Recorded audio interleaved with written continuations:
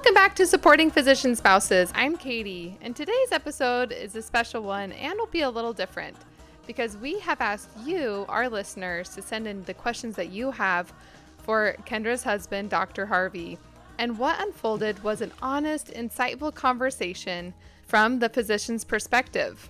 Today, we are joined by Dr. Adrian Harvey, a neurosurgeon and husband to our lovely Kendra of 21 years.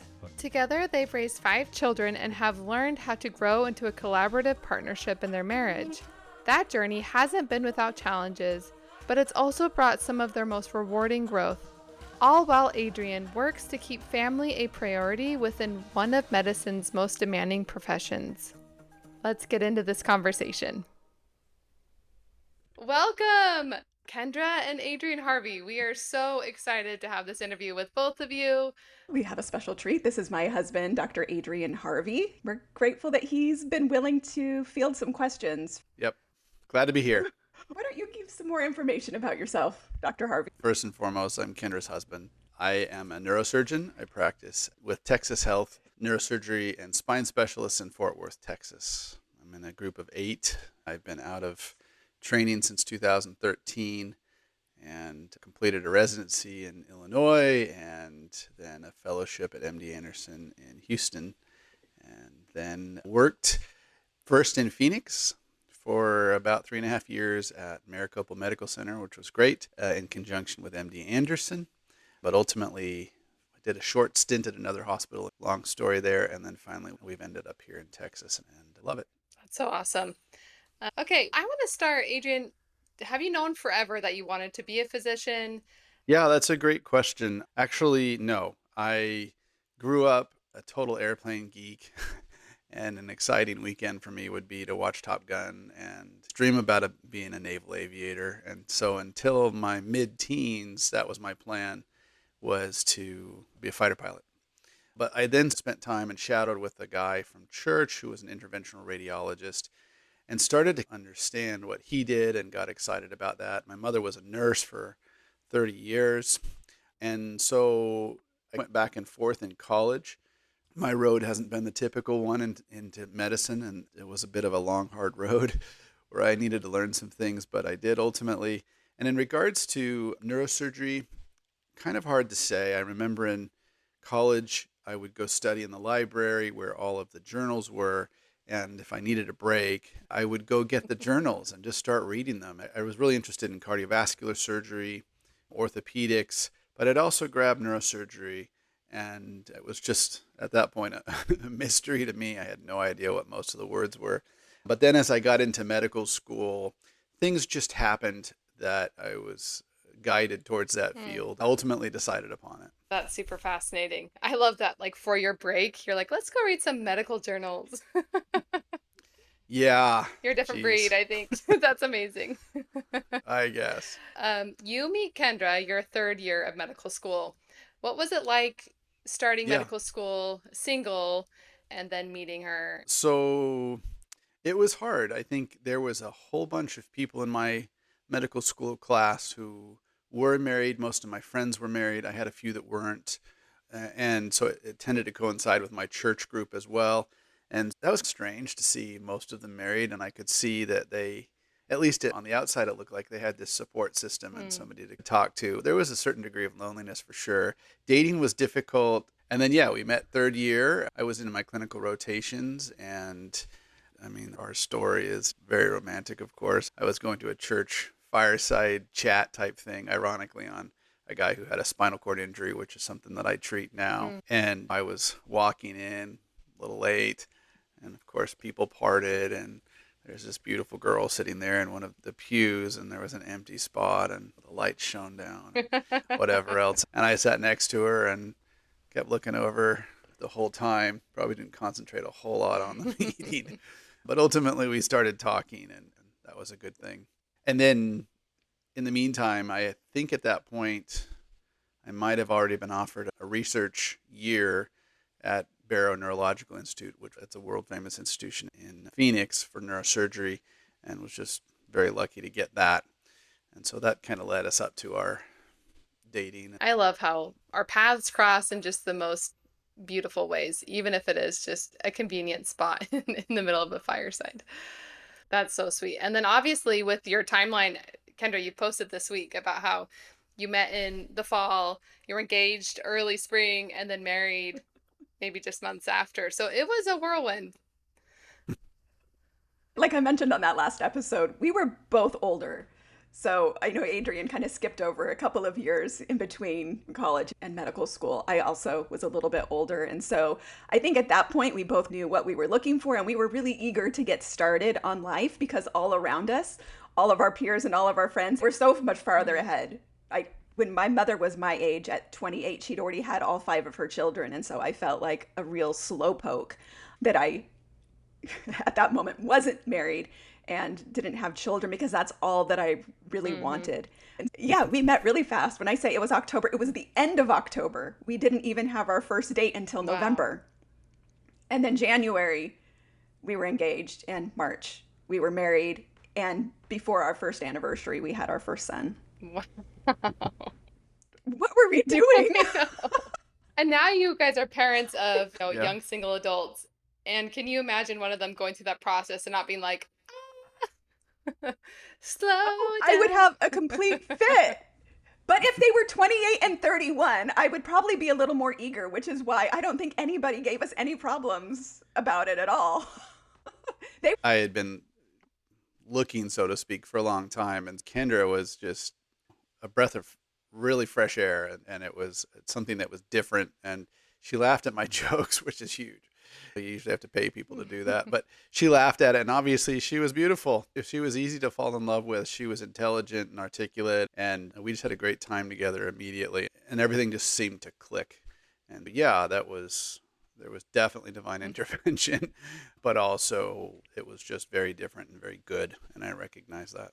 I love that so much. Adrian, what do you remember most from the training years? We've heard Kendra's perspective.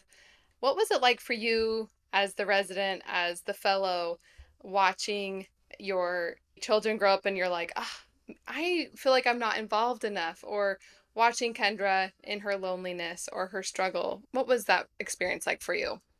I should preface it by saying I tend to have a very rosy outlook on life, and I thought I had it great. I was married to this beautiful woman that was driven and very dedicated. And I felt like I was doing my best in my training years. And I had an idea of what marriage was and what it was supposed to be. And I felt like in later discoveries, I've realized that it was very superficial in my standards. But I felt like I was keeping that up. And I think my level of ignorance into what she was going through was so deep. And it's only been more recently in the last few years where she and I have really worked on our relationship that I've come to realize, wow, this is what she was feeling. This is why she did certain things, one of which was to try to protect me just so that I could work hard and do what I could do.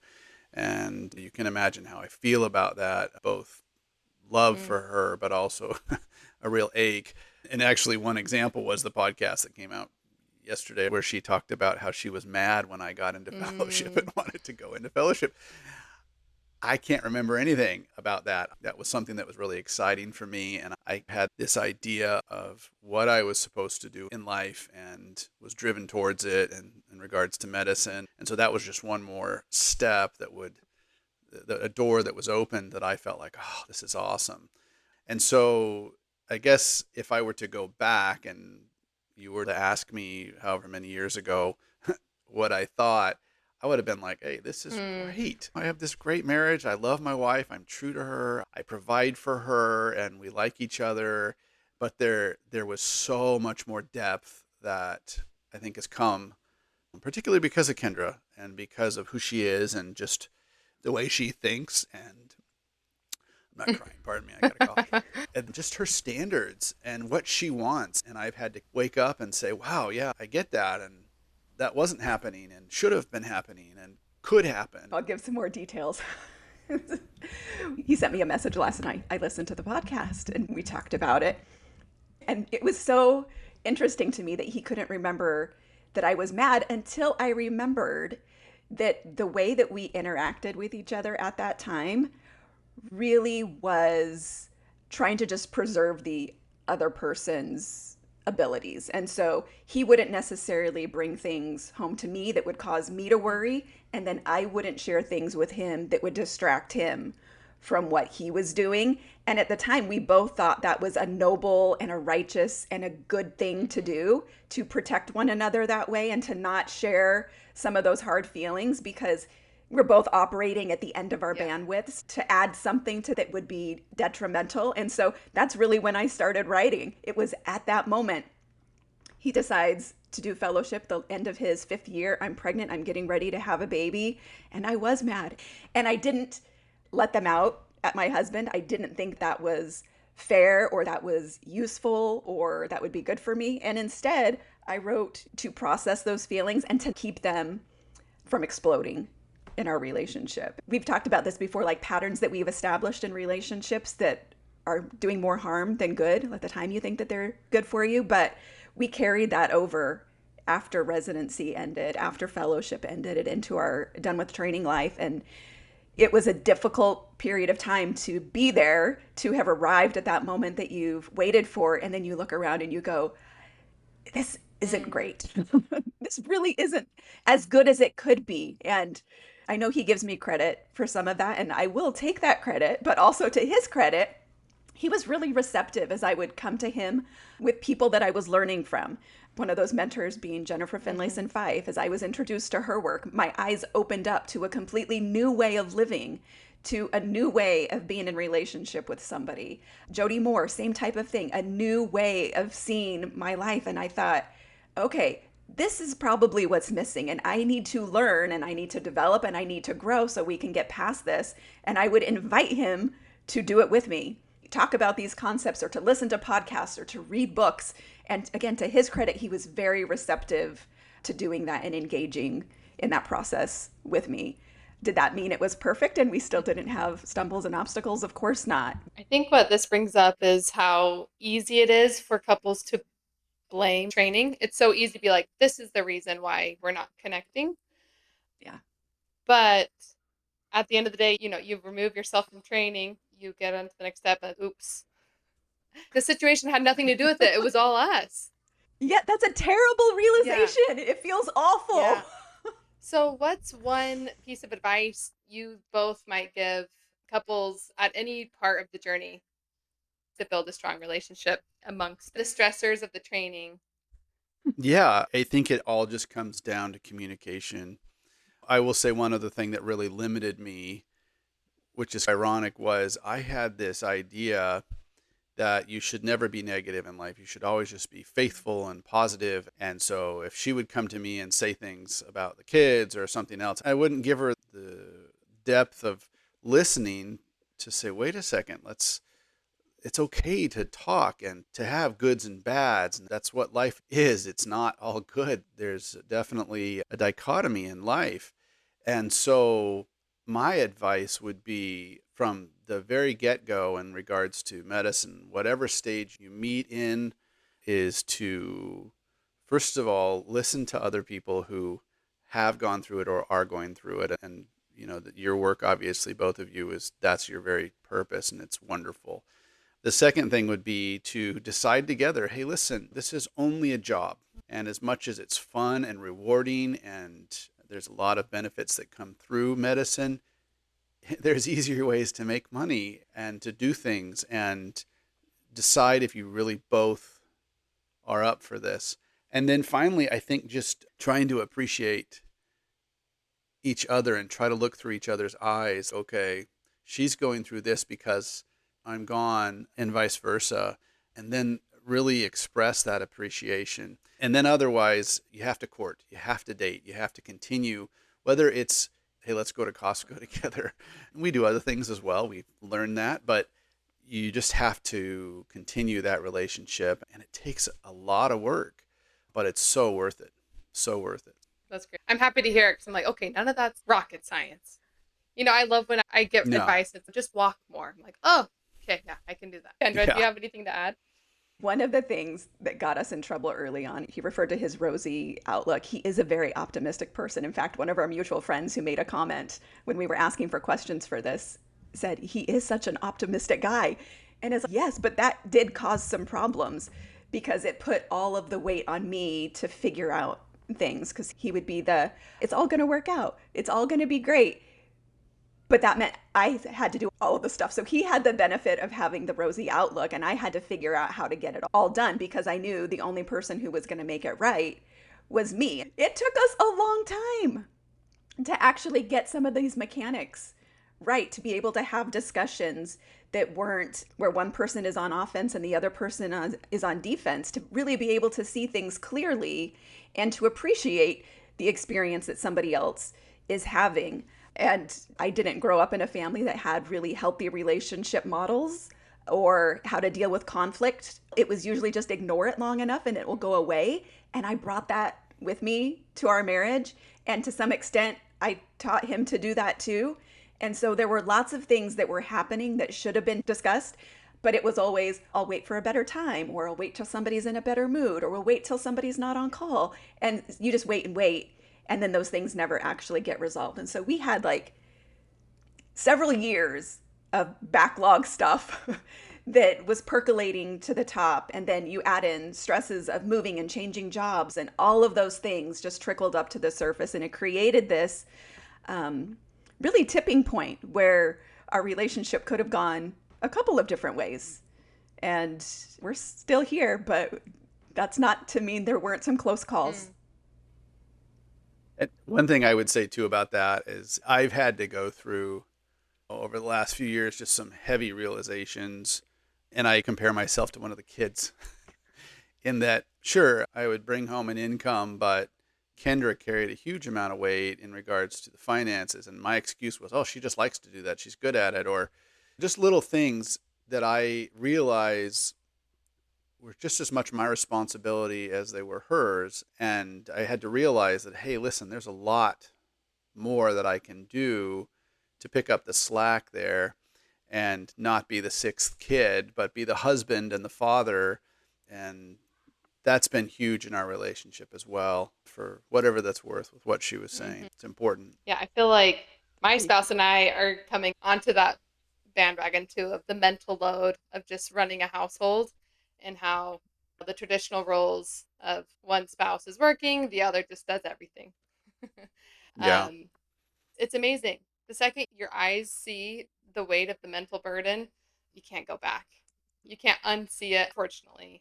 And I love that that's been a really good tipping point for your relationship.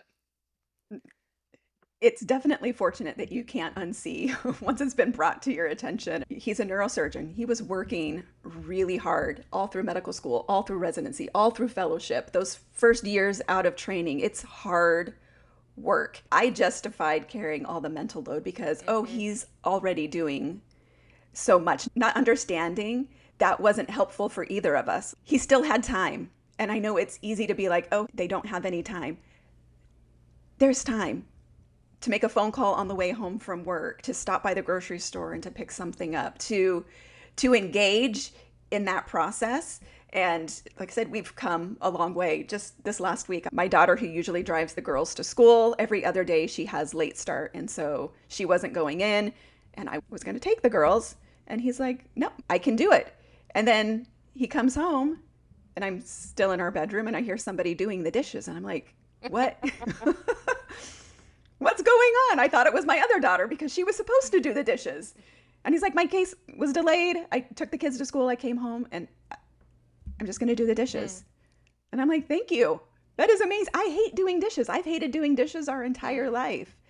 But now, more so than ever, he is involved. He's taking care of as many things as I'm taking care of. And it feels much more like a partnership than it ever has. And it just keeps getting better. And I don't know, maybe you can speak to this, Adrian. Is it a burden for you? Do you feel like I've just taken the burden off my back and placed it on yours? Tell me what your experience with that is like. No, I don't. As a matter of fact, I was just thinking this as you were talking about it. I think that I had a tremendous amount, or at least a high amount of underlying anxiety that I didn't realize because of not doing those things and anxiety, guilt. I don't know what the emotion was. I guess I'd have to explore that. But no, I love that it's a partnership, that we recognize that we're in this together and we're trying to raise the kids and provide a home and teach and do other things in life. And if my outlook is, which it should be, of okay, what can I do to help? Even though if it's just small, no, it's very gratifying and it gets done. And I like the kitchen clean too, so I like to do Because dishes. I hate doing dishes. Even when we were in residency. Works out beautifully. Yeah, even in residency, I don't know how often I did the dishes. I didn't like it. I had the excuse of all these kids. So that's usually what he did. He'd come home and he would tackle the dishes. Hey, that's better than like just trash duty. Yeah, that's true. I do appreciate you taking out the trash also, because I don't think about the trash. True. Yeah. So here's a question from one of our listeners, and it has to do with how you take care of yourself now. So you might not be working 80 plus hour weeks, but maybe still amongst the 60 plus hour weeks. Is that correct? Yeah, people ask me, I don't know how many hours. You're like, I don't count anymore. We don't As many keep as I track need to. anymore. It could be more, but it could be less. Or it's Yeah. a lot. Here's the question. Yeah. What are specific things you do to take care of yourself while working so much and still giving time to your spouse and children? It's something that's evolved. And I have learned that there definitely has to be a diversion. There has to be something that gets your mind off of it. To me, it's the principle of the Sabbath. It's God gave the Sabbath just not just for us to be a day off. No, there's a principle to it that at least as humans, we need that break. And so what I have done is personally, I've taken up a couple of hobbies. I love to run. I've always run. And so I've always done that, but I'm starting to fly fish and I love to just get into the nitty gritty of that, of how to tie a fly and all the equipment and things like that. And that gives me a mental diversion away from work. That's number one. Number two, I've had to work on my anxiety. Anybody in my family would know that there's an anxiety gene and there's certain amount of anxiety you can't do anything about, but there's definitely other things, ways of thinking, taking breaks that you just have to conquer. And so I've really worked hard on that. I meditate, even it takes me about 5 minutes, but usually after I work out, I have my little meditation routine. We have the jacuzzi, but then also Kendra and I have discovered that we need time alone. Kendra said to me a couple of years ago, all I need is just a nice hotel to read a book away from the kids. And at first I didn't believe her. And then we started going on these little staycations, and we know every hotel now in DFW because we'll just go for a night, just chill out, get away from the kids and take it easy. And that's restorative for us. It builds us and it makes us better parents. In regards to the kids, vacations. We love vacations, and I'm the one who drives that.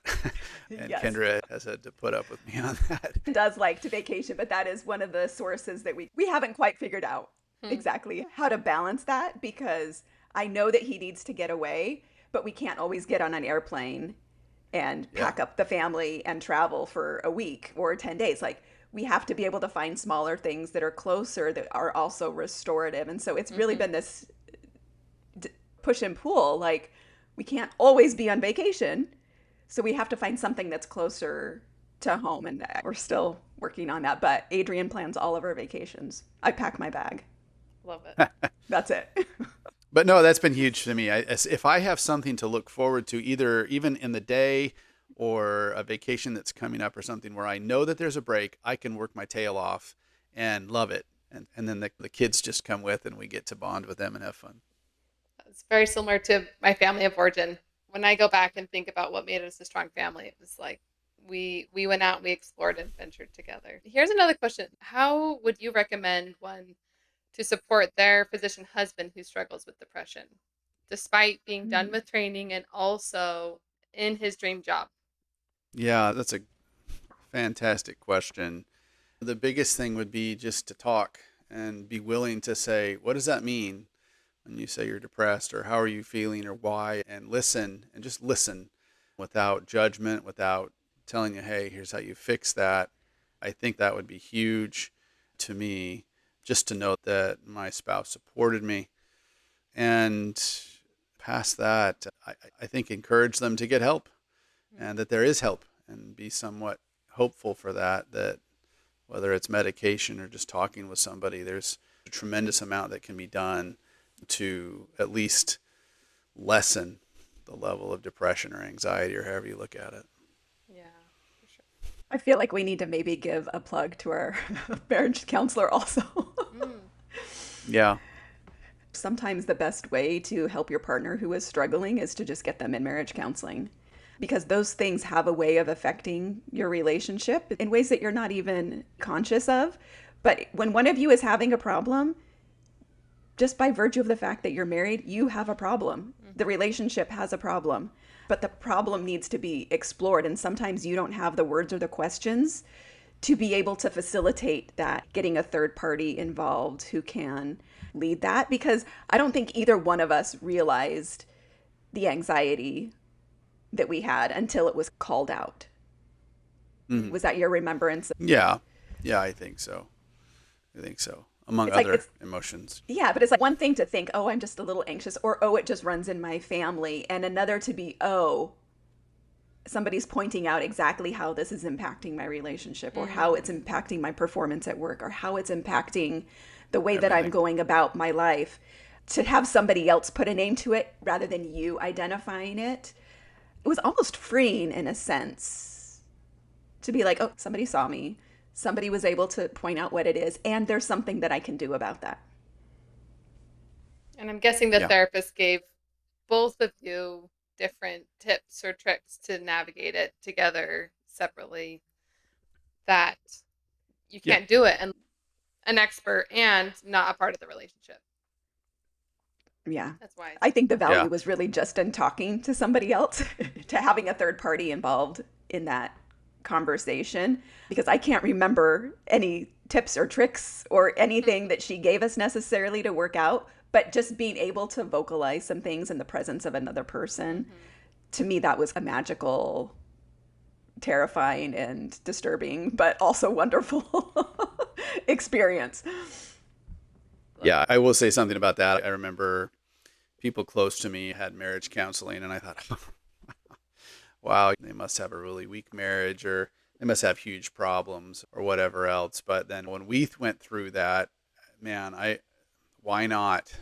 Why not try to do something that would strengthen your marriage?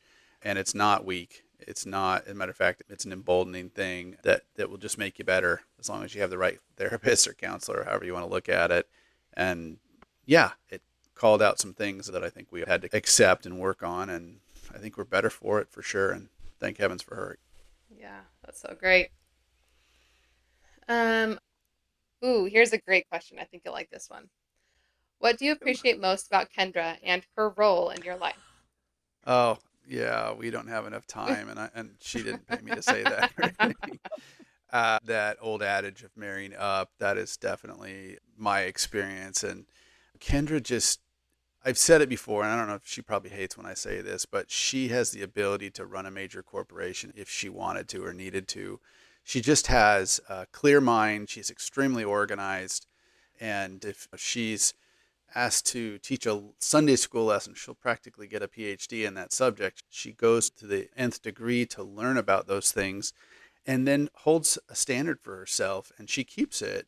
Again, she's taught me a lot about what marriage can be and what it should be, and that it can be this amazing partnership and with an incredible amount of intimacy. And I'm talking just emotional. So, that, and she's dedicated. She does not give up. But like she said earlier, the irony of her trying to hide things from me was simply because that's what she pictured as how to be a devoted wife and partner. She's just that way, where it's okay, what can I do? What do I need to do? What needs to be done? And then she does it. I do. Okay, that was really nice. I Thank you. know. Do you have anything else to add, Kendra? I still have plenty of things to work on, but he's just always been appreciative and complimentary, and he is just good. He doesn't speak ill of anybody. So sometimes I'll be like, I don't believe you. You have to have some criticism, and that's one of the things that we've also had to work on in our marriage, is like being willing to say things that are difficult. And so he's still working on it. I need you to tell me. It's like, I want to know the truth, but it is a gift of his. He sees the best in everybody. He sees the best in our kids, which is amazing. He sees the best in his patients and the people that he works with. And it is truly just a gift that he has.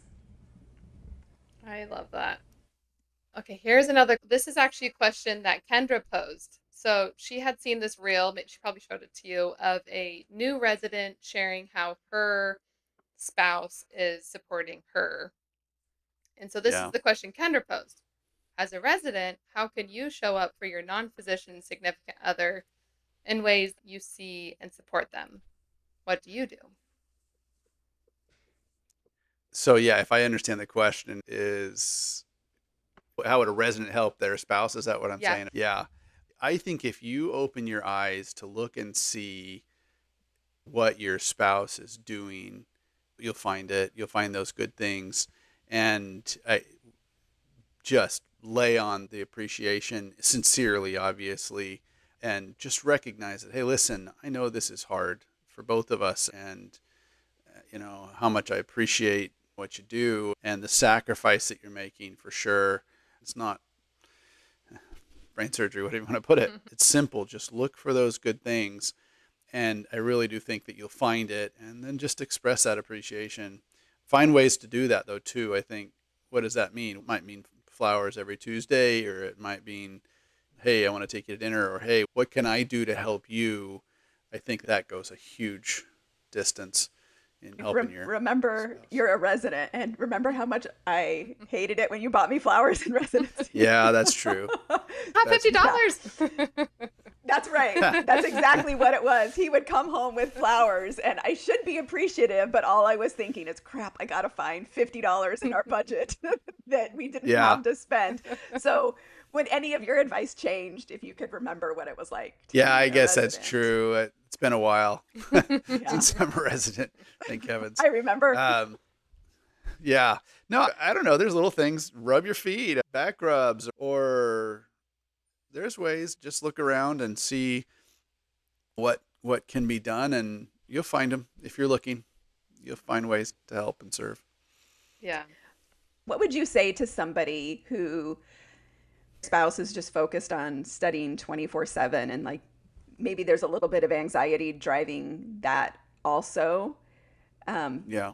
Being able to almost like take breaks in the sense that you were talking about, but to focus on something other than studying and maybe looking for ways to serve your family. What is your take on that? I'm sure you could illustrate 1,000 ways, but I will answer that by talking about one of my heroes that you both will recognize and a lot of people will, but it's Dr. Russell Nelson. And Dr. Nelson was a pioneering heart surgeon, helped to develop the heart-lung machine, and he had 10 kids. And I got to actually talk to him about this, about how he did it, but he's got a great biography. And even though he was working these long hours with a tremendous amount of stress, the one thing I always remembered is that his kids would say that when he was home, he was home. Mm. And so it doesn't take a whole lot to look around and ask what needs to be done and recognize that you're as much as a part of the household as your spouse is. And then you'll figure out little things that you can do to just show your appreciation and recognition of what they're going through. Adrian, do you remember the question that you asked Dr. Nelson? Yeah, I did. I said, hey, I really want to be I think I even told him heart surgeon, because at that point I was really thinking about that. And I said, can I do that? And how? And I think I was somewhat dumbfounded by standing in front of one of my heroes. But he told me that principle of just, you've got to divide yourself and try to separate yourself from your work life and your home life and pay as much attention as you can to your family when you're home, and shut out the rest, and you'll do all right. That's awesome. I can't imagine getting that advice from him. Like, what a special moment. Yeah. You have lots of fans. They were excited to hear from you. Well, that's good. As we wrap up here, Adrian, you are an avid listener of our podcast and you understand our community well. I'm wondering if there's anything else that's coming to mind right now that you'd like to share with us today. Probably just to reiterate what I had said, because Kendra and I know examples in the extreme of people going through this. And I think I would just say you have to determine your priorities. And when it comes down to it, you have to ask yourself, is it worth it? Kendra and I had a discussion before we started, and both of us, I think, were clueless to what we were about to do, but hey, do we really want to do this? But I Sounded think so it fun comes and down, exciting. yeah, I guess my advice would be work is just work, and it's rewarding. It's a mission, if you want to look at it that way, a ministry, however you want to say it. But to have a truly rewarding life, you have to find ways to prioritize your family. And that may mean giving things up at times or not doing certain things. But then recognize that there are stresses that come with medicine that are unlike anything else. And simply ask your spouse or do the research, listen to the podcasts or whatever, so that you understand the reality of that, and talk to your spouse and ask a very simple question. What can I do better? How can I help? How can we work through this together? How can we come out of this stronger?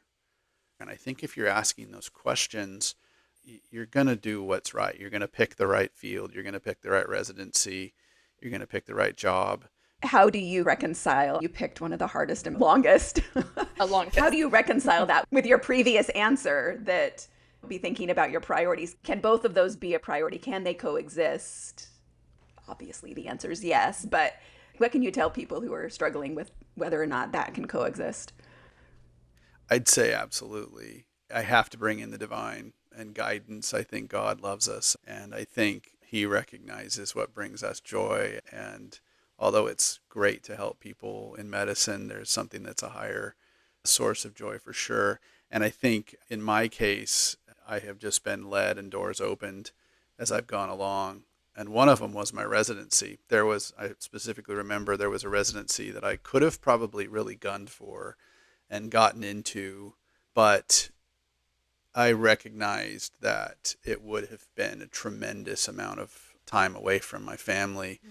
And so I was very fortunate to get into the residency that I completed, that although we weren't world famous, we were trained very well, but I still had some time at least to hang out and spend time with the family. And I'm grateful for that. And so I think it may mean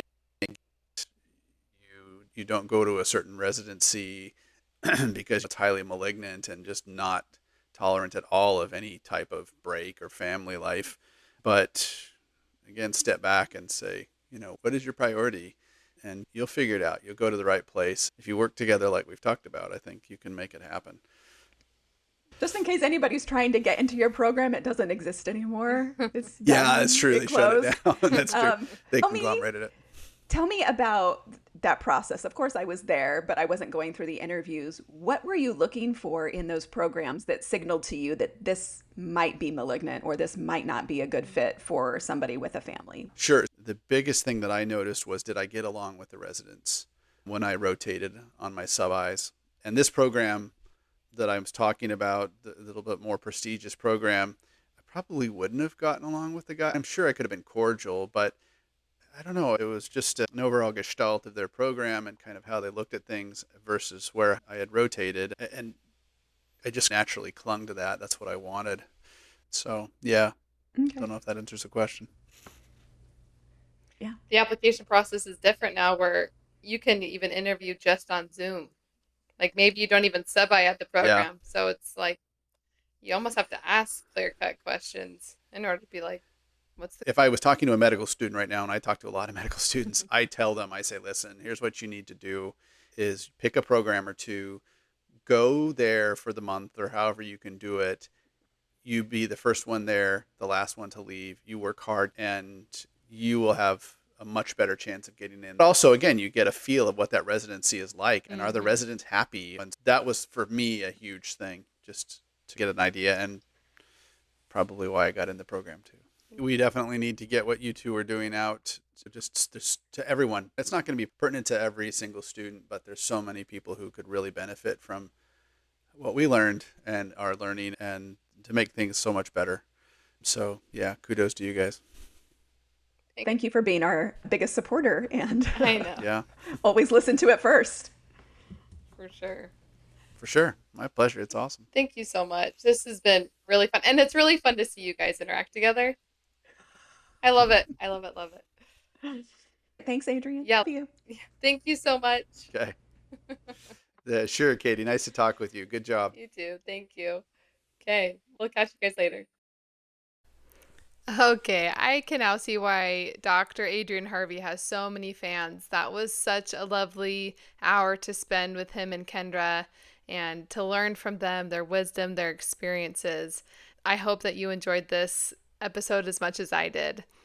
Next time on Supporting Physician Spouses, the tables are turned and Kendra interviews me. We hope that this is another fun episode for you to learn more about me and my journey with my spouse. You know where to find us. We're on Instagram at Supporting Physician Spouses. And if you have a request or a suggestion or any type of feedback, you can email us at hello@supportingphysicianspouses.com. Until next time, have a great week. We're cheering you on.